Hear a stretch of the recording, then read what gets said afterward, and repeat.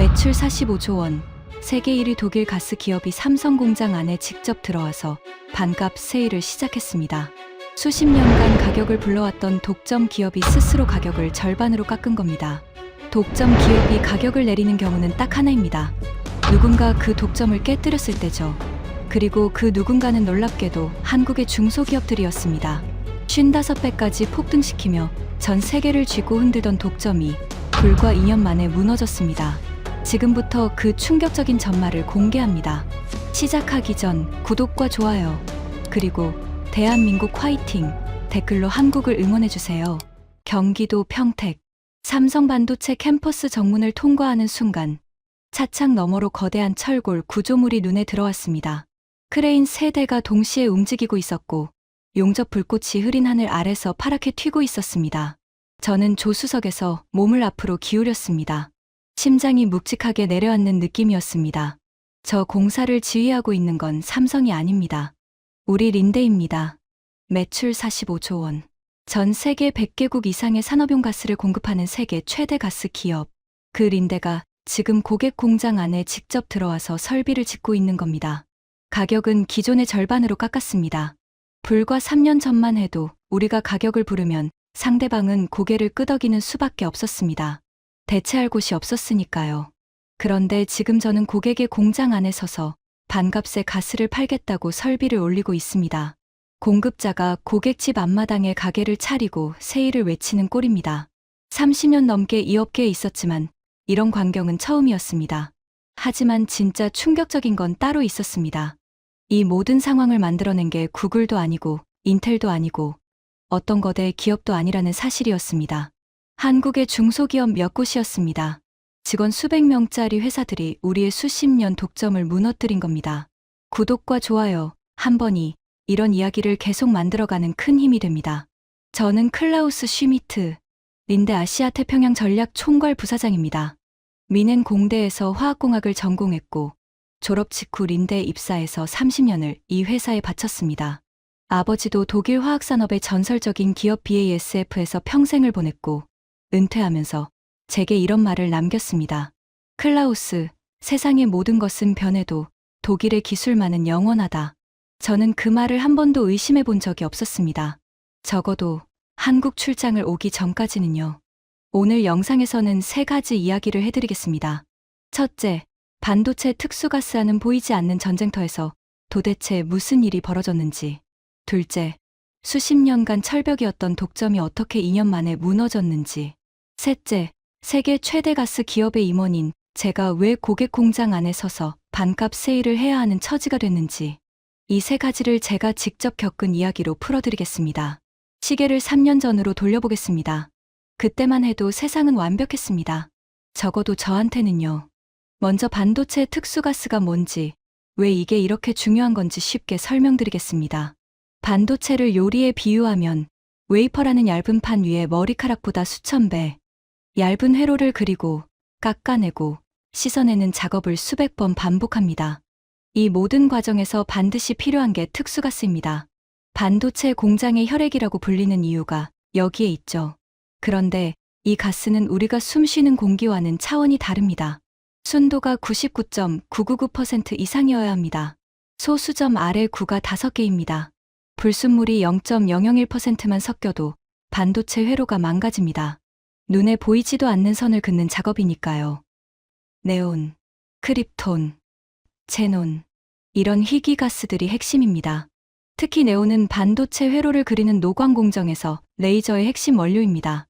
이 가스가 없으면 레이저가 작동하지 않고 레이저가 멈추면 반도체 공장 전체가 서는 겁니다. 하루에 수천억 원의 손실이 발생하죠. 그리고 이 가스를 만들 수 있는 곳은 전 세계에 사실상 3곳뿐이었습니다. 우리 린데, 같은 독일의 머크, 그리고 미국의 에어프로덕츠. 이 3회사가 전 세계 반도체 특수가스 시장을 지배해왔습니다. 왜 3곳뿐이냐고요?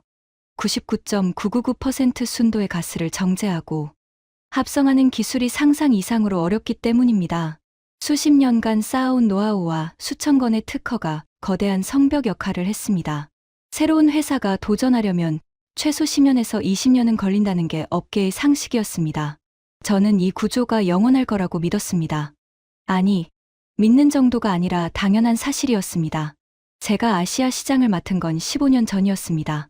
한국에 처음 왔을 때가 생생합니다. 인천공항에서 택시를 타고 삼성 기흥 캠퍼스로 향하면서 창밖을 봤습니다. 고속도로 양옆으로 반도체 공장들이 줄지어 있었고 굴뚝에서 하얀 수증기가 피어오르고 있었습니다. 저는 속으로 생각했습니다. 저 공장들의 혈관 속을 흐르는 건 전부 우리 가스다. 삼성이 아무리 대단한 칩을 만들어도 SK하이닉스가 아무리 좋은 메모리를 찍어내도 그 핵심 재료는 우리한테서 사올 수밖에 없습니다. 대체할 곳이 없으니까요. 가격을 10% 올려도 군소리 없이 받아들였습니다. 20%를 올려도 마찬가지였습니다. 협상이라는 게 성립하지 않았습니다. 선택지가 없는 사람과는 협상할 필요가 없으니까요. 미넨 본사에서 분기 실적을 보고할 때마다 아시아 사업부의 마진율은 항상 최상위권이었습니다.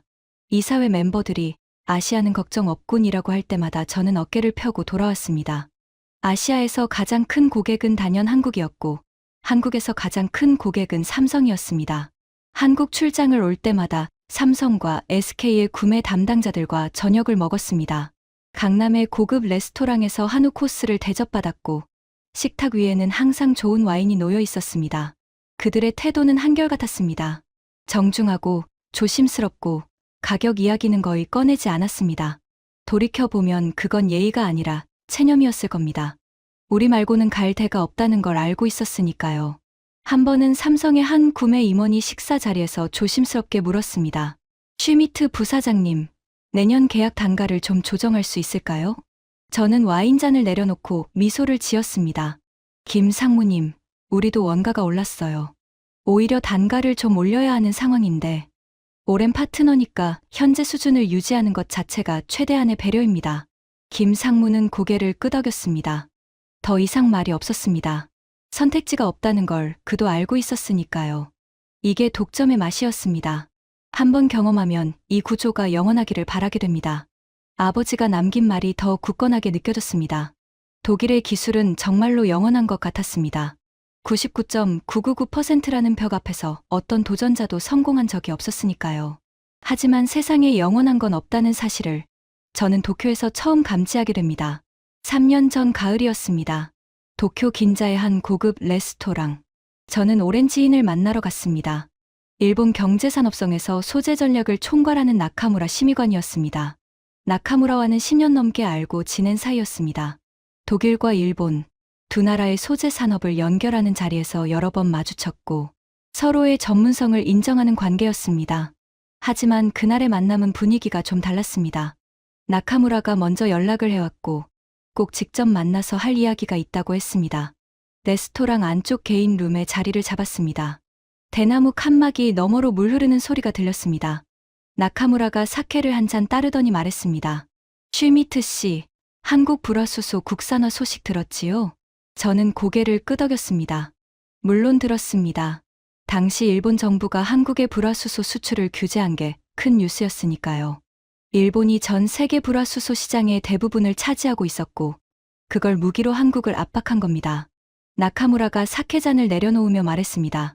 솔직히 말하면 우리도 한국이 이렇게 빨리 뚫을 줄은 몰랐습니다. 그의 얼굴에 미묘한 표정이 스쳤습니다. 당황함과 자존심이 뒤섞인 표정이었습니다. 저는 젓가락을 내려놓고 물었습니다. 그래서 결과가 어떻게 됐습니까? 나카무라는 잠시 침묵했습니다. 그러더니 낮은 목소리로 말했습니다. 한국이 불화수소를 자체 생산하기 시작했어요. 품질도 우리 제품에 근접하고 있고요. 수출 규제가 오히려 한국의 소재 자립의 명분을 저버린 셈이 됐습니다. 저는 속으로 놀랐지만 표정은 유지했습니다. 불화수소 국산화. 사실 업계에서도 화제였습니다. 일본이 무기로 쓰려던 카드가 오히려 역효과를 냈다는 분석이 나오고 있었으니까요. 하지만 저는 그때 한 가지를 확신하고 있었습니다. 불화수소와 우리 특수가스는 차원이 다르다는 것을요.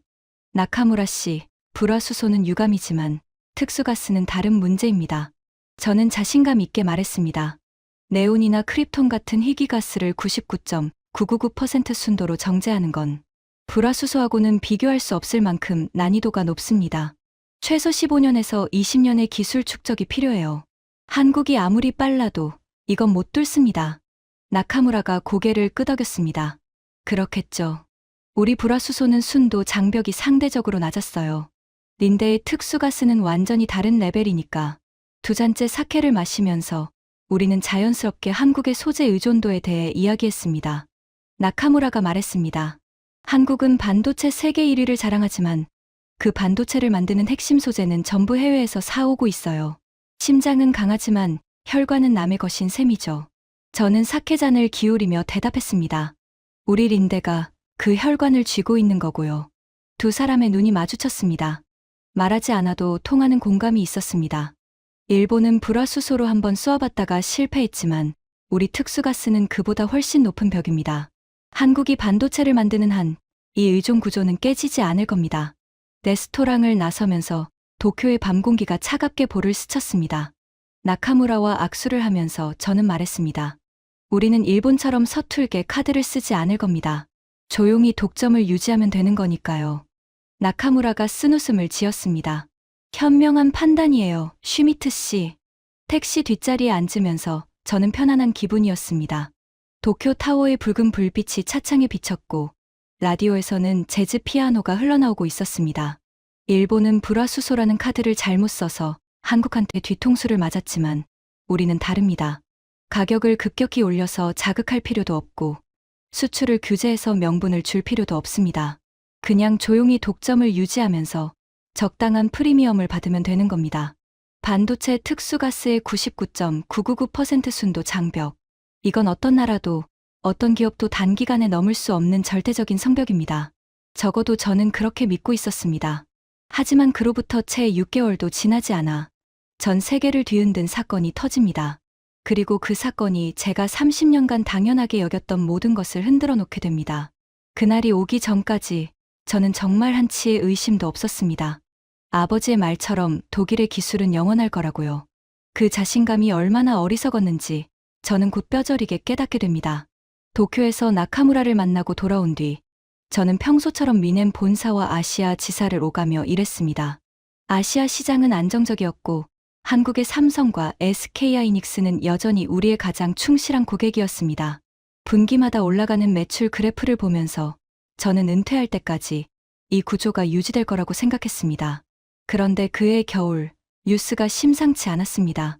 러시아가 우크라이나 국경에 병력을 집결시키고 있다는 보도가 연일 쏟아졌습니다. 저는 처음에 큰 관심을 두지 않았습니다. 국경 분쟁이야 과거에도 있었고 실제 전쟁으로 이어지는 경우는 드물다고 봤으니까요. 하지만 마음 한구석이 불편했습니다. 이유는 단 하나였습니다. 우크라이나. 반도체 업계 사람이라면 누구나 아는 사실이 하나 있습니다. 전 세계 반도체 연구 순도 네온가스의 상당 부분이 우크라이나에서 생산되고 있었다는 겁니다. 정확히는 우크라이나의 제철소에서 철을 만들 때 부산물로 나오는 네온을 정제해서 반도체용으로 공급하고 있었습니다. 물론 우리 린데도 자체 네온 생산 능력이 있었지만 글로벌 공급망에서 우크라이나의 비중은 무시할 수 없는 수준이었습니다. 그리고 그 일이 현실이 됐습니다. 러시아 탱크가 우크라이나 국경을 넘었습니다. 새벽에 울린 비상 전화로 잠에서 깼습니다. 미넨 본사 위기관리팀장의 목소리가 떨리고 있었습니다. 슈미트 부사장님, 우크라이나 전면 침공입니다. 마리우폴과 오데사 제철소 가동이 전면 중단됐습니다. 심장이 덜컥 내려앉았습니다. 마리우폴, 오데사. 이 두 도시의 제철소가 멈추면 글로벌 네온가스 공급에 구멍이 뚫리는 겁니다. 그 주부터 숫자가 미쳐 돌아가기 시작했습니다. 네온가스 가격이 폭등했습니다. 5%, 10% 수준이 아니었습니다. 55배입니다. 어제 100원이던 게 오늘 5,500원이 된 겁니다. 크립톤과 제논 가격도 연쇄적으로 치솟았습니다. 반도체 공장들에서 비명이 터져 나왔습니다. 당장 다음 달에 쓸 가스가 있는지 확인하는 게 최우선 업무가 됐습니다. 여러분, 솔직히 고백하겠습니다. 저는 그 순간 걱정보다 계산이 먼저 앞섰습니다. 공급이 줄면 가격이 오릅니다. 가격이 오르면 우리 매출이 올라갑니다. 대체할 곳이 없으니 고객들은 어떤 가격이든 받아들일 수밖에 없습니다. 물론 공급 불안 자체는 관리해야 하지만 우리에겐 자체 생산 능력이 있었습니다. 우크라이나 물량이 빠지면 우리 물량의 가치가 더 올라가는 구조였습니다. 위기이자 기회. 저는 그렇게 판단했습니다. 한국 출장을 잡았습니다. 삼성과 SK하이닉스의 가격 재협상을 제안하기 위해서였습니다. 서울 을지로의 한 호텔 회의실에서 삼성 구매팀을 만났습니다. 회의실 분위기가 예전과 달랐습니다. 구매팀장의 얼굴에 그늘이 짙었고 테이블 위에 놓인 서류들이 유난히 두꺼웠습니다. 저는 단도직입적으로 말했습니다. 전쟁으로 인한 공급 불안정 때문에 내년 계약 단가를 조정해야 할 것 같습니다. 구매팀장이 입술을 깨물었습니다. 하지만 반박하지 못했습니다. 반박할 카드가 없었으니까요. 우리 말고 어디서 사겠습니까? 회의는 1시간도 안 걸렸습니다. 우리가 제시한 조건이 거의 그대로 통과됐습니다. 호텔 로비로 내려오면서 저는 커피를 한 잔 시켰습니다. 통유리 너머로 을지로의 빌딩 숲이 보였습니다. 저는 작은 만족감을 느꼈습니다. 이게 독점의 힘이구나. 전쟁이 나도 우리는 흔들리지 않는다. 하지만 그때 회의실에서 못 본 게 하나 있었습니다. 구매팀장이 회의가 끝나고 복도에서 전화를 걸었다는 겁니다. 상대방이 누구였는지는 나중에야 알게 됐습니다. 한국 정부 소부장 특별 TF팀이었습니다. 그리고 한 달 뒤 한국 정부가 반도체 특수가스 국산화 프로젝트를 공식 발표했습니다. 처음 그 뉴스를 봤을 때 저는 코웃음을 쳤습니다. 또 시작이군. 한국 정부는 수시로 이런 선언을 합니다. 소재 자립, 기술 독립, 뭐 그런 거창한 구호들이요. 하지만 99.999% 순도의 벽 앞에서 구호는 아무 소용이 없습니다. 15년에서 20년은 걸리는 기술을 정부가 프로젝트를 선언한다고 갑자기 나오는 게 아니니까요. 나카무라에게도 이 소식을 전했습니다. 그는 전화기 너머로 웃었습니다. 한국이 또 선언했군요. 불화수소 때도 비슷한 선언을 했었는데 그 말에 저는 잠깐 멈칫했습니다. 불화수소. 일본이 그 선언을 비웃었다가 실제로 한국이 뚫어버린 전례가 있었으니까요. 하지만 저는 곧바로 생각을 정리했습니다. 불화수소는 불화수소고 특수가스는 특수가스입니다. 차원이 다릅니다. 그런데 돌이켜보면 그 순간 이미 제 발밑에서 균열이 시작되고 있었습니다. 저만 느끼지 못했을 뿐이었습니다. 전쟁이 터진 지 약 1년이 지났을 때였습니다. 미넨 본사 사무실에서 아침 메일을 확인하다가 아시아 시장 분석팀에서 올라온 보고서 하나가 눈에 걸렸습니다. 제목이 이랬습니다. 한국 TMC, 고순도 네온가스 자체 정제 성공, SK하이닉스 양산 테스트 진행 중. TMC. 처음 듣는 이름이었습니다. 보고서를 열어봤습니다. 한국의 중소기업 TMC가 포스코와 협력해서 제철소 부산물에서 고순도 네온을 정제하는 기술을 개발했다는 내용이었습니다. 제철소에서 철을 만들 때 부산물로 네온이 나오는데 과거에는 이걸 그냥 버리거나 해외에 싼 값에 넘겼습니다. TMC가 이 버려지는 부산물에서 반도체급 네온을 뽑아내는데 성공했다는 겁니다. 저는 보고서를 읽으면서 콧바람을 내쉬었습니다. 실험실에서 만들어내는 거야 가능할 수 있습니다. 소량의 샘플을 정제하는 것과 반도체, 공장에서 실제로 쓸 수 있는 양산급 가스를 만드는 건 하늘과 땅 차이입니다. 실험실 성공이라는 건 산 정상이 보인다는 뜻이지 정상에 올랐다는 뜻이 아닙니다. 하지만 보고서의 다음 문장에서 손이 멈췄습니다. SK하이닉스가 자사 2000 공장 양산 라인에서 TMC, 네온가스의 실제 적용 테스트를 진행 중. 양산 라인에서 테스트를 한다고요? 여러분, 이게 왜 충격적인지 설명드리겠습니다. 반도체 가스는 실험실에서 잘 만들었다고 끝이 아닙니다. 실제 양산 라인에 투입해서 수만 장의 웨이퍼에 적용해봐야 진짜 쓸 수 있는지 알 수 있습니다. 이 테스트에만 수백억 원의 비용과 몇 달의 시간이 듭니다. 웨이퍼 한 장에 수백만 원짜리 칩이 수백 개 들어가는데 그걸 검증 안 된 가스로 테스트한다는 건 어마어마한 리스크입니다. SK하이닉스가 그 리스크를 감수하고 있다는 건 이게 단순한 실험이 아니라는 뜻이었습니다. 저는 곧바로 한국 지사에 전화했습니다. TMC라는 회사, 상세 정보 올려. 기술 수준, 양산 능력, 거래처, 전부. 일주일 뒤 올라온 보고서의 내용은 예상보다 심각했습니다. TMC는 단순히 네온 하나만 만드는 게 아니었습니다.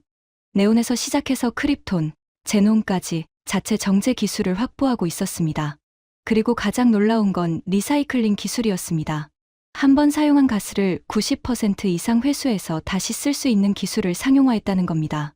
이건 우리 일인데도 완벽하게 구현하지 못한 기술이었습니다. 등에 소름이 돋는 느낌이었습니다. 하지만 저는 아직 인정하고 싶지 않았습니다. 테스트를 하고 있다는 거지, 통과했다는 게 아니잖아. 양산 테스트에서 불량률이 올라가면 바로 탈락이야. 99.999%는 그렇게 쉬운 벽이 아니라고. 저는 보고서 맨 아래에 코멘트를 달았습니다. 주시 관찰 대상. 하지만 양산 품질 검증까지는 최소 2년에서 3년 소요 예상. 즉각적인 위협은 낮음. 그 판단이 얼마나 틀렸는지 6개월 후에 알게 됩니다. 그해 하반기 연이어 터진 소식들이 저를 흔들어 놓았습니다. 첫 번째 소식. SK하이닉스의 네온가스 국산화율이 한 분기 만에 급등했습니다. 수치를 보고 눈을 의심했습니다. 이전 분기에 테스트 단계라고 보고받았는데 이미 양산에 본격 투입되고 있었습니다. TMC의 가스가 SK하이닉스의 실제 양산 라인을 통과한 겁니다. 제가 최소 2년에서 3년이라고 썼던 코멘트가 떠올랐습니다. 입안이 씁쓸해졌습니다. 두 번째 소식. SK 스페셜티라는 한국 기업이 산불화질소 분야에서 글로벌 시장 점유율 1위를 달리고 있다는 데이터가 올라왔습니다. 산불화질소는 반도체를 깎아내는 식가 공정에 쓰이는 핵심 가스입니다. 이 분야에서 한국 기업이 세계 1위라니 저는 이 사실을 이전에는 심각하게 받아들이지 않았습니다. 식가용 가스는 우리의 주력 분야가 아니었으니까요. 하지만 맥락이 달라지고 있었습니다. 한국이 네온도 만들고 산불화질소에서는 이미 세계 1위. 이건 점 하나가 아니라 선이 그어지고 있는 겁니다. 세 번째 소식. 이게 결정타였습니다. SK하이닉스의 네온가스 국산화율이 100%를 달성했습니다. 100%, 0에서 100까지 걸린 시간은 2년이었습니다. 저는 보고서를 들고 있던 손이 미세하게 떨리는 걸 느꼈습니다. 우리가 30년에 걸쳐서 쌓아올린 기술을 한국의 중소기업이 2년 만에 따라잡았다는 뜻이었습니다. 불가능하다고 했습니다. 15년은 걸린다고 했습니다. 99.999%의 벽은 절대적이라고 했습니다. 그 벽에 구멍이 뚫린 겁니다. 미넨 사무실 창밖으로 이자르 강이 보였습니다. 늦가을 바람에 강변에 나무잎이 흩날리고 있었습니다. 저는 한참을 창밖을 바라봤습니다. 머릿속이 복잡했습니다. 어떻게 가능했던 걸까? 나중에 분석한 바에 따르면 세 가지가 동시에 맞물렸습니다. 첫째, 전쟁이 만들어낸 절박함이었습니다. 삼성과 SK하이닉스 경영진 사이에서 공급망 안보라는 단어가 최우선 의제로 올라갔습니다. 이건 원가 절감의 문제가 아니라 공장이 멈추느냐 마느냐의 생존 문제였습니다. 둘째, 대기업이 중소기업의 사다리를 놓아줬습니다. SK하이닉스가 자기 공장을 테스트 베드로 제공한 건 결정적이었습니다. 수백억 원짜리 테스트를 중소기업이 자력으로 하는 건 불가능합니다. 대기업이 그 위험 부담을 떠안은 겁니다. 셋째, 정부의 소부장 정책이 이미 깔려 있었습니다. 일본 불화수소 수출 규제 이후 가동된 소재부품 장비 자립 정책이 기반을 만들어놨고 전쟁을 계기로 특수가스 분야에 집중 지원이 쏟아진 겁니다. 정부, 대기업, 중소기업 이 세 바퀴가 동시에 굴러간 겁니다. 저는 나카무라에게 전화했습니다.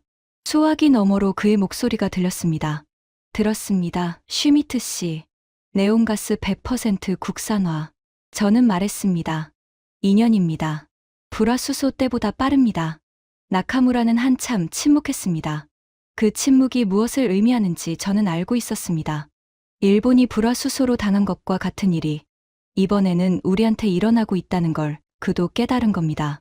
나카무라가 낮은 목소리로 말했습니다. 슈미트 씨, 우리는 한국을 과소평가하는 같은 실수를 반복하고 있는 건 아닌가요? 저는 대답하지 못했습니다. 전화를 끊고 나서 의자에 등을 기대며 눈을 감았습니다. 아버지의 목소리가 귓가에 맴돌았습니다. 독일의 기술은 영원하다. 하지만 지금 눈앞의 현실은 그 말과 정반대 방향으로 흘러가고 있었습니다. 그런데 진짜 충격은 이게 끝이 아니었습니다. 국산화 자체보다 더 무서운 변화가 시작되고 있었습니다. 우리와 한국 고객사 사이의 권력 관계가 뒤집히기 시작한 겁니다. 그 변화를 처음 체감한 건 삼성과의 연간 계약갱신 미팅에서였습니다. 서울 서초동 삼성 본사. 익숙한 회의실이었습니다. 같은 자리, 같은 테이블, 같은 사람들. 하지만 분위기가 완전히 달라져 있었습니다. 과거에는 제가 회의실에 들어서면 구매팀이 먼저 일어나서 맞이했습니다. 커피를 건네며 안부를 물었고 가벼운 담소를 나눈 뒤에 본론으로 들어갔습니다. 그때의 본론이란 대부분 우리가 제시한 조건을 한국 측이 검토하는 형식이었습니다. 수정 요청은 있어도 근본적인 거부는 없었습니다. 그날은 달랐습니다. 회의실에 들어서자 구매팀장이 자리에 앉은 채로 가볍게 고개만 끄덕였습니다. 커피는 테이블 위에 이미 놓여 있었습니다. 인사치레 없이 바로 본론이었습니다. 슈미트 부사장님, 올해 계약 조건 보내주셨죠? 저희가 검토해봤는데요. 구매팀장이 서류를 한 장 꺼내 테이블 위에 놓았습니다. 국내 협력사 견적과 비교해봤습니다. 국내 협력사 견적. 30년 동안 이 자리에서 한 번도 듣지 못한 말이었습니다. 등줄기가 서늘해지는 느낌이었습니다. 하지만 표정을 유지했습니다. 저는 침착하게 물었습니다. 비교 결과가 어떻습니까? 구매팀장이 서류를 밀었습니다. 숫자들이 나란히 적혀 있었습니다. 린데의 제한 가격 옆에 TMC의 견적이 놓여 있었습니다. TMC 가격이 우리보다 30% 이상 낮았습니다. 품질 테스트 결과도 첨부되어 있었습니다. SK하이닉스 양산 라인 통과, 불량률 0.002% 이하, 우리 가스와 동등한 수준이었습니다. 구매팀장이 말했습니다. 부사장님, 오랜 파트너십을 소중하게 생각합니다. 하지만 이 가격 차이를 무시할 수는 없습니다. 조건을 재검토해 주실 수 있을까요? 말투는 정중했지만 내용은 명확했습니다. 맞춰줄 수 있으면 맞춰라. 못 맞추면 국내 업체로 간다. 저는 회의실을 나서면서 다리가 무거웠습니다. 엘리베이터를 타고 로비로 내려오는데 유리벽 너머로 서울의 스카이라인이 펼쳐졌습니다. 수없이 봐온 풍경이었지만 그날따라 다르게 보였습니다. 저 빌딩 숲 어딘가에 TMC라는 회사가 있고 그 회사가 우리의 30년 독점을 흔들고 있다는 사실이 비현실적으로 느껴졌습니다. 호텔로 돌아가는 택시 안에서 생각했습니다. 이걸 어떻게 봐야 하지? 일시적 현상인가? 아니면 구조적 변화인가? 그때까지도 저는 기대하고 있었습니다. 양산 테스트를 통과했다고 해도 장기 안정성은 다른 문제니까. 한두 분기 지나면 품질 문제가 나올 수 있고 그러면 다시 우리한테 돌아올 거야. 하지만 한 분기가 지나고 두 분기가 지나도 TMC 가스에서 문제가 터지지 않았습니다. 오히려 TMC의 매출이 급증하고 있다는 소식이 들려왔습니다. 이 회사의 예상 매출이 1조 5천억 원에 달한다는 보고서가 올라왔습니다. 전년 대비 26% 성장이었습니다. 1조 5천억 원. 우리 린데 매출의 3%도 안 되는 수치입니다. 하지만 문제는 규모가 아니었습니다. 방향이었습니다. 성장하고 있다는 것. 그것도 이 속도로. 그리고 TMC만이 아니었습니다. 워닝 머트리얼즈라는 회사는 99.999% 이상의 초고순도 정제 기술로 삼성 평택 캠퍼스의 핵심 협력사가 됐습니다. SK 스페셜티는 산브라질소 분야에서 이미 글로벌 시장을 장악하고 있었고요. 한 곳이 아니라 여러 곳에서 동시에 올라오고 있었습니다. 경제학에서 독점 렌트라는 개념이 있습니다. 쉽게 말하면 대체제가 없을 때 독점 기업이 누리는 초과 이윤입니다. 소비자 입장에서는 울며 겨자 먹기로 지불할 수밖에 없는 돈이죠. 한국 사람들에게 비유하면 옛날 통신비를 생각하시면 됩니다. 대형 통신사 세 곳이 시장을 나눠 갖고 비슷한 요금제를 내놨죠. 소비자는 선택지가 없으니 그 가격을 낼 수밖에 없었습니다. 그런데 알뜰폰이 등장하면서 대형 통신사들이 갑자기 요금을 내리고 혜택을 늘리기 시작했잖아요. 우리한테 TMC가 바로 그 알뜰폰이었습니다. 같은 품질의 가스를 더 싼 값에 공급하기 시작하니까 삼성과 SK하이닉스의 협상력이 완전히 달라진 겁니다. 과거에는 우리가 가격을 부르면 그대로 받아들여야 했습니다. 지금은 국내 업체 견적과 비교해서 더 나은 조건을 요구할 수 있게 됐습니다. 대체제의 등장이 가격 결정권을 공급자에서 소비자로 이동시킨 겁니다. 그리고 이 이동은 되돌릴 수 없습니다. 한번 깨진 독점은 원래 가격으로 돌아가지 않으니까요. 하지만 이건 아직 서론이었습니다. 진짜 충격은 미넨 본사에서 기다리고 있었습니다. 서울 출장에서 돌아온 지 열흘 뒤 미넨 본사 이사회실에 긴급 소집 명령이 떨어졌습니다. 이사회실은 본사 최상층에 있습니다. 통유리 너머로 알프스 산맥이 보이는 곳이죠. 회의 테이블은 참나무로 만든 것인데 30인용으로 무거운 의자가 빼곡히 둘러져 있습니다. 린데의 중요한 결정은 항상 이 방에서 내려졌습니다. 제가 도착했을 때 이미 주요 임원들이 자리를 잡고 있었습니다. 분위기가 무거웠습니다. 평소 농담을 즐기는 유럽 사업부 총괄도 입을 다물고 있었고 재무이사의 표정이 굳어 있었습니다. CEO가 회의를 열었습니다. 아시아 태평양 사업부, 한국 시장 현황을 보고해 주십시오. 저는 자리에서 일어났습니다. 준비한 슬라이드를 스크린에 띄웠습니다. 첫 번째 슬라이드에는 한국 시장 매출 추이 그래프가 있었습니다. 지난 5년간 꾸준히 우상향이었던 선이 최근 2분기 연속 하락으로 꺾여 있었습니다. 한국 시장 매출이 전년 대비 감소했습니다. 주요 원인은 한국 내 대체 공급업체의 등장입니다. 회의실이 술렁거렸습니다. 글로벌 전략이사가 물었습니다. 대체 공급업체라면 어느 수준의 기업입니까? 우리와 경쟁이 가능한 규모입니까? 저는 다음 슬라이드를 넘겼습니다. TMC의 프로필이 떴습니다. 매출 1조 5천억 원. 직원 수 수백 명. 우리의 3%도 안 되는 규모. 규모는 비교 대상이 아닙니다. 하지만 기술력이 문제입니다. SK하이닉스 양산 라인을 이미 통과했고 네온가스 국산화율이 100%에 도달했습니다. 소요 기간은 2년이었습니다. 회의실이 조용해졌습니다. 기술이사가 안경을 벗으며 말했습니다. 2년이라고요? 우리 내부 평가로는 최소 10년은 걸릴 기술이었는데 저는 고개를 끄덕였습니다. 저도 같은 판단이었습니다. 틀렸습니다. 그 말을 하는 순간 목이 매는 느낌이었습니다. 30년간 이 회사에서 일하면서 틀렸다고 말한 적이 거의 없었습니다. CEO가 테이블 위에 물잔을 들어 한 모금 마셨습니다. 그리고 전체를 둘러보며 말했습니다. 현재 한국 외에 같은 상황이 벌어지고 있는 시장이 있습니까? 재무이사가 대답했습니다. 현재로서는 한국이 유일합니다. 하지만 한국의 성공 사례가 알려지면 다른 나라에서도 시도할 가능성이 있습니다. CEO의 표정이 더 굳어졌습니다. 잠시 침묵이 흘렀습니다.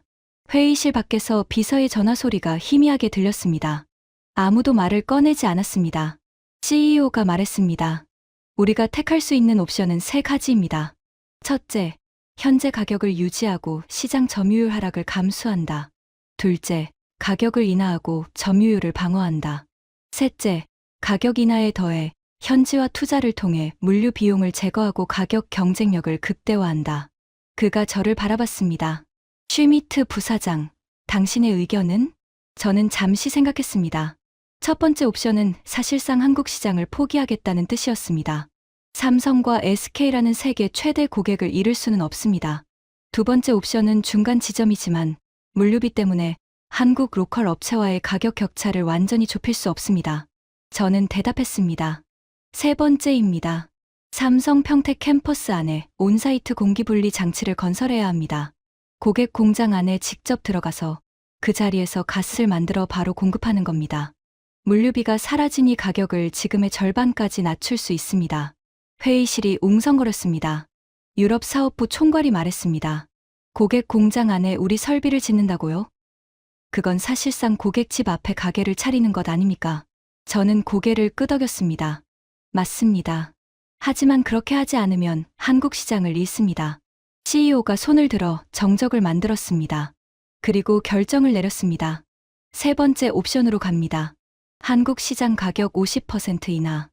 삼성 평택 캠퍼스 내 온사이트 설비 건설. 즉시 실행하십시오. 회의가 끝나고 이사회실을 나서는데 다리에 힘이 풀리는 느낌이었습니다. 독점 기업이 스스로 가격을 절반으로 내리는 경우는 딱 하나입니다.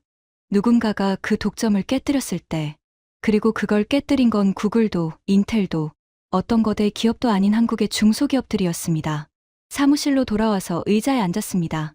창밖으로 알프스의 만년설이 보였습니다. 저 만년설처럼 영원할 줄 알았던 독점이 2년 만에 녹아내리고 있었습니다. 핸드폰을 꺼내 나카무라에게 메시지를 보냈습니다. 한국 시장 가격 50% 인하 결정.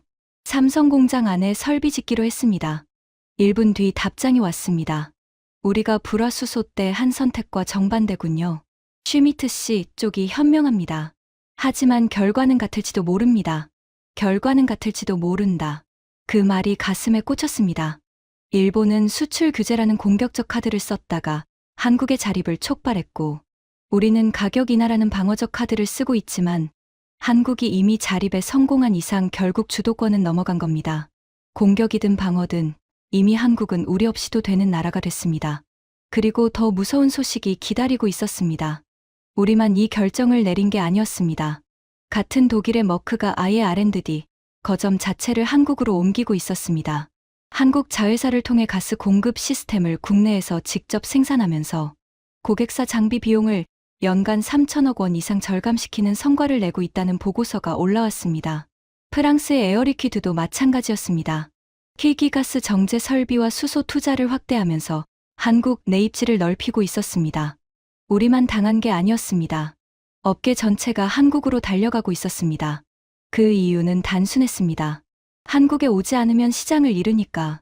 과거에는 기술력만으로 시장을 지킬 수 있었습니다. 이제는 가격과 속도와 현지 서비스까지 갖추지 않으면 한국 중소기업에 밀리는 상황이 된 겁니다.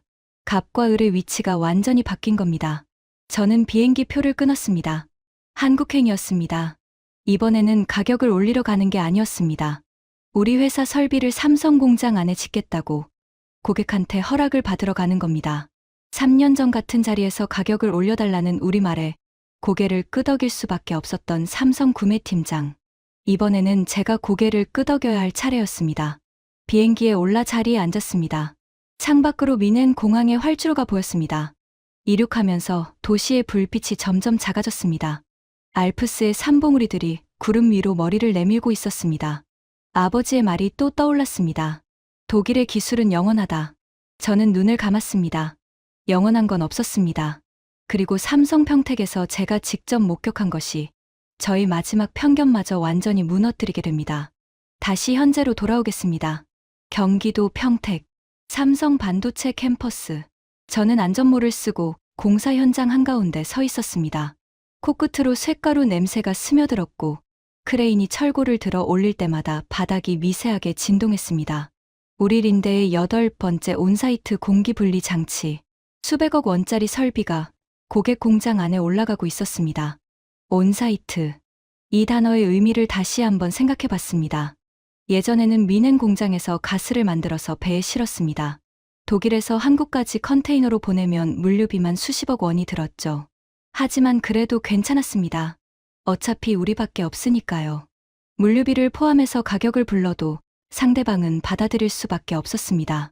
배달 음식을 시키는데 배달비가 비싸도 그 음식을 만드는 가게가 세상에 하나뿐이면 어쩔 수 없는 거잖아요.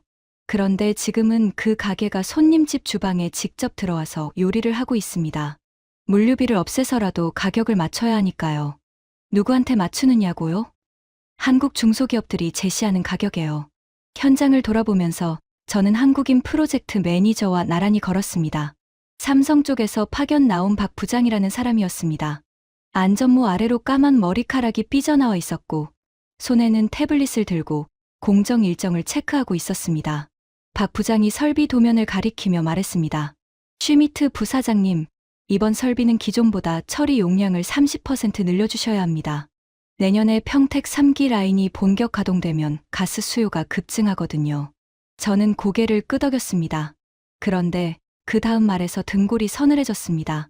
참, 가격은 TMC 견적을 기준으로 맞춰주세요. 그쪽이 지금 가장 경쟁력 있는 단가를 제시하고 있어서요.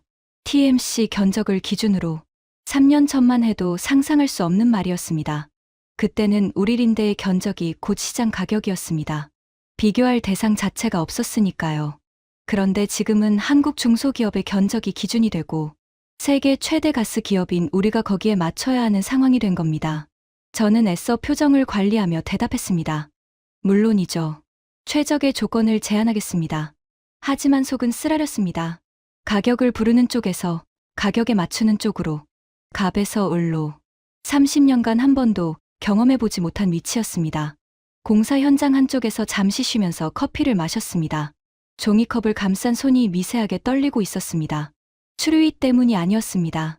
눈앞에 펼쳐진 풍경이 저한테 말하고 있었습니다. 당신의 시대는 끝났다고. 크레인이 또 한 번 철골을 들어 올렸습니다. 쿵. 바닥이 울렸습니다. 저는 그 진동을 온몸으로 느꼈습니다. 여기가 아니었으면 좋겠다. 솔직히 그런 생각이 들었습니다. 고객 공장 안에서 반값 세일을 준비하는 이 자리가 30년 경력 부사장이 서 있을 자리가 아니라는 생각이요. 하지만 현실은 현실이었습니다. 그때 주머니 속 폰이 울렸습니다. 화면에 나카무라 심의관의 이름이 떴습니다. 저는 현장에서 좀 떨어진 곳으로 걸어가서 전화를 받았습니다. 슈미트 씨, 지금 통화 가능합니까? 나카무라의 목소리가 평소와 달랐습니다. 무게가 실려 있었습니다. 네, 말씀하세요. 한국 소재 기업 현황을 정리하다가 흥미로운 수치를 발견했어요. 나카무라가 잠시 숨을 고르더니 말을 이었습니다. TMC라는 한국 기업의 매출이 올해 1조 5천억 원을 넘길 전망이에요. 전년 대비 26% 성장이고요. SK 스페셜티는 산브라질소 분야에서 이미 세계 1위입니다. 저는 아무 말도 할 수 없었습니다. 나카무라가 조용히 덧붙였습니다. 슈미트 씨, 우리 둘 다 같은 실수를 한 것 같습니다. 무슨 실수요? 한국을 과소평가한 겁니다. 저는 불화수소로, 당신은 특수가스로. 결과는 같았어요. 우리가 쌓은 벽을 한국은 뚫어버렸습니다. 전화를 끊고 저는 한참 동안 그 자리에 서 있었습니다. 삼성 캠퍼스의 넓은 부지 위로 바람이 불었습니다. 공사 현장의 소음이 멀리서 들려왔고 저는 두 손을 주머니에 찔러 넣은 채 하늘을 올려다봤습니다. 나카무라의 말이 맞았습니다. 우리 둘 다 같은 실수를 했습니다. 한국을 단순한 고객으로만 봤습니다. 좋은 칩을 만들지만 소재는 영원히 우리한테 의존할 수밖에 없는 나라. 심장은 강하지만 혈관은 남의 것인 나라. 그렇게 규정해놓고 안심했습니다. 하지만 한국은 그런 나라가 아니었습니다. 전쟁이라는 위기가 닥치자 정부가 움직였고 대기업이 테스트베드를 열었고 중소기업이 기술을 뚫었습니다. 그 세 바퀴가 동시에 돌아가면서 우리가 수십 년 걸려 쌓은 벽을 2년 만에 넘어버렸습니다. 일본의 불화수소 규제가 오히려 소재 자립의 기폭제가 됐고 전쟁이 또 한 번 방아쇠를 당겼습니다. 위기가 올 때마다 더 강해지는 나라. 그게 한국이었습니다. 저는 코끝이 시큰해지는 걸 느꼈습니다. 분한 마음이 아니었습니다. 순수하게 놀라운 마음이었습니다. 그리고 솔직히 말하면 조금은 두려운 마음이었습니다. 한국은 조립 공장이 아니었습니다. 한국은 위기를 기술로 바꾸는 나라였습니다. 공사 현장을 마지막으로 한 바퀴 돌고 차에 올라탔습니다. 삼성 캠퍼스를 빠져나가면서 창밖을 봤습니다. 캠퍼스 외곽으로 크고 작은 건물들이 줄지어 있었습니다. 소재 기업, 장비 기업, 부품 기업, 삼성이라는 거대한 태양 주위를 도는 행성들처럼 반도체 생태계가 형성되어 있었습니다. 그런데 놀라운 건 그 행성들 사이에 우리 린데만 있는 게 아니라는 사실이었습니다. 머크도 이미 한국의 R&D 센터를 옮기고 있었습니다.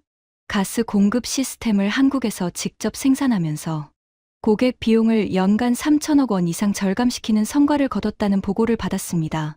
에어리퀴드도 마찬가지였습니다. 힐기가스 정제 설비와 수소 투자를 확대하면서 한국 시장에 뛰어들고 있었습니다. 전 세계 소재 거대 기업들이 한국으로 몰려들고 있었습니다. 그 이유는 단순했습니다. 한국에 오지 않으면 시장을 잃기 때문입니다. 삼성과 SK하이닉스라는 세계 최대 반도체 고객이 이 나라에 있고 이 고객들이 이제 국내 업체와 비교해서 가장 좋은 조건을 고를 수 있는 협상력을 갖게 됐으니까요. 과거에는 기술력만으로 시장을 지킬 수 있었습니다. 지금은 가격과 속도와 현지 서비스까지 갖추지 않으면 한국 기업에 밀리는 세상이 된 겁니다. 차가 고속도로에 올라서자 양쪽으로 공장 단지가 펼쳐졌습니다. 15년 전 처음 한국에 왔을 때와 비슷한 풍경이었습니다. 하지만 의미는 완전히 달랐습니다. 15년 전에는 저 공장들의 혈관을 우리가 쥐고 있다는 자신감으로 가득 차 있었습니다. 지금은 저 공장들이 스스로 혈관을 만들어냈다는 사실 앞에서 겸허해지지 않을 수 없었습니다. 글로벌 반도체 시장이 1조 달러에 육박하는 시대. 그 거대한 시장의 심장부에 한국이 있습니다. 메모리 반도체 세계 1위, 파운드리 투자 확대, 그리고 이제는 핵심 소재까지 자체 생산. 대한민국은 더 이상 칩만 잘 찍어내는 나라가 아니었습니다. 반도체의 처음부터 끝까지, 설계에서 소재까지 아우르는 완전한 생태계를 구축해 가고 있는 나라였습니다. 물론 이게 끝은 아닙니다. 아직 넘어야 할 산이 있습니다. 우리 린데의 매출은 45조 원입니다. TMC는 1조 5천억 원이에요. 체급 차이가 30배입니다. 우리가 한국 시장에서 1년간 적자를 감수하는 건 전체 매출의 1%도 안 되는 비용이지만 TMC에게 1년간의 수익성 악화는 연구개발 투자를 줄여야 한다는 뜻입니다. 솔직히 말하면 본사에서는 이런 전략도 논의했습니다.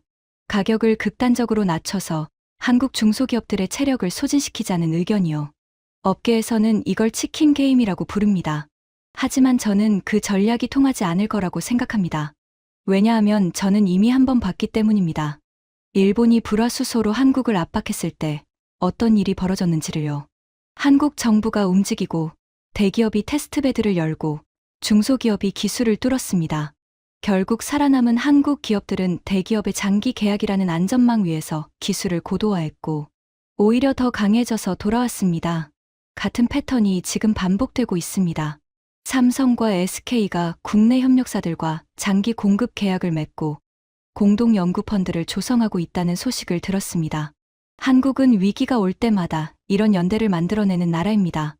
외부의 압박이 오히려 내부의 결속을 강화시키는 구조.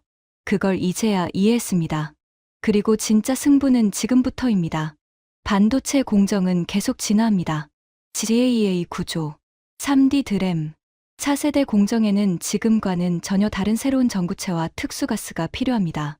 현재 세대의 국산화에 성공한 건 분명 대단한 성과이지만 다음 세대를 누가 먼저 개발하느냐가 진짜 싸움입니다. 이걸 먼저 확보하는 쪽이 다음 10년의 주인이 됩니다. 그 싸움에서 우리린데도 물러설 생각은 없습니다. 하지만 이제는 독점의 벽 뒤에 숨어서 싸우는 게 아니라 한국 기업들과 같은 운동장에서 기술로 겨뤄야 한다는 걸 압니다. 차가 인천공항에 가까워지고 있었습니다. 창밖으로 석양이 내려앉고 있었습니다. 붉은 빛이 논밭 위를 물들이고 있었고 저 멀리 공항의 불빛이 하나둘 켜지기 시작했습니다. 저는 문득 아버지 생각이 났습니다. 세상의 모든 것은 변해도 독일의 기술만은 영원하다. 아버지, 죄송합니다. 아버지의 말씀은 틀렸습니다. 영원한 기술은 없었습니다. 영원한 독점도 없었습니다. 하지만 저는 오늘 한 가지를 배웠습니다. 영원한 기술은 없어도 위기를 기술로 바꾸는 힘은 있다는 걸요. 전쟁이 터지면 2년 만에 국산화를 이루고 수출 규제를 당하면 소재 자립의 기폭제로 삼고 독점에 눌리면 그 독점을 깨부수는 힘. 그건 특허로 막을 수 없고 자본력으로 누를 수 없고 시간으로 가둘 수 없는 겁니다. 인천공항 출국장에 들어서면서 저는 발걸음을 멈췄습니다. 출국장 전광판에 반도체 관련 뉴스가 흘러나오고 있었습니다. 한국의 반도체 수출이 사상 최대를 기록했다는 내용이었습니다. 저는 혼잣말을 했습니다. 다음에 올 때는 더 좋은 기술을 들고 와야겠군. 독점은 끝났습니다. 하지만 경쟁은 이제 시작입니다. 그리고 그 경쟁의 중심에 대한민국이 있습니다. 한국에서 돌아오는 비행기 안에서 저는 노트북을 열었습니다. 미넨 본사에 보낼 보고서를 써야 했습니다. 제목은 이렇게 적었습니다. 한국 시장 전략 보고서, 부재 독점의 시대는 끝났다. 기술의 시대가 시작된다. 여러분, 지금 이 순간에도 보이지 않는 가스 전쟁이 벌어지고 있습니다. 한국의 중소기업들이 유럽 거대 기업들의 수십 년 독점을 무너뜨렸고 그 거대 기업들이 가격을 절반으로 깎으며 한국으로 달려오고 있습니다. 이 싸움의 최종 승자가 누가 될지는 아직 아무도 모릅니다. 하지만 한 가지는 확실합니다. 대한민국은 더 이상 누군가의 혈관에 의존하는 나라가 아닙니다. 스스로 혈관을 만들어내는 나라가 됐습니다. 지금까지 세계 최대 가스 기업 린데의 부사장이 한국에서 경험한 충격적인 이야기였습니다. 대한민국의 저력을 더 많은 분들이 알 수 있도록 이 이야기를 널리 공유해 주세요. 구독과 좋아요도 부탁드립니다. 지금까지 터칭 스토리였습니다. 감사합니다.